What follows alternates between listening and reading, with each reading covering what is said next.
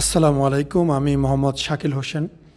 পেশেন্টের মাথার নিচের অংশ যেমনটা দেখতে পাচ্ছেন, মূলত এই রকম পুরো মাথাটাই ছিল। কোনো চুলের অস্তিত্বই ছিল না।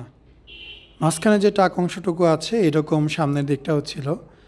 আমরা পুরো এরিয়ার প্রায় অর্ধেকের বেশি অংশ মাত্র 2500 গ্রাফট ট্রান্সপ্লান্ট করেছি। মাথার পেছন দিক থেকে চুল তুলে সামনে লাগানো হয়েছে। এটা হচ্ছে প্রথম সেশন। ওনার যে পরিমাণে মাথার সামনে থেকে একদম পেছন পর্যন্ত যে টাকটা হয়েছে এটা ঢাকার জন্য কমসে কম 6 থেকে 7,000 গ্রাফট চুল প্রয়োজন।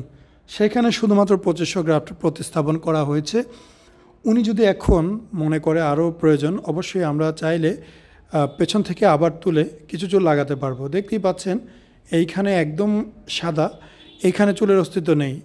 ওনার এই ঠিক একই অবস্থা সামনের দিকটাও ছিল। প্রতিস্থাপন করার ফলে সামনের দিকে অনেক চুল চলে আসছে এবং উনি এই ব্যাপারে একদম খুশি। উনি চাচ্ছে পরবর্তীতে আরও 2500 গ্রাফট চুল প্রতিস্থাপন করার জন্য।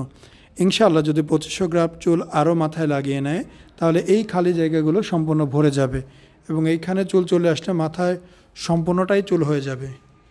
12 থেকে 14 বছর বয়সে আপনার যেমন চুল ছিল ওই রকম কোনোভাবেই সম্ভব না, তবে চুল প্রতিস্থাপনের মাধ্যমে আপনার চেহারাটা একদম চেঞ্জ হয়ে যাবে।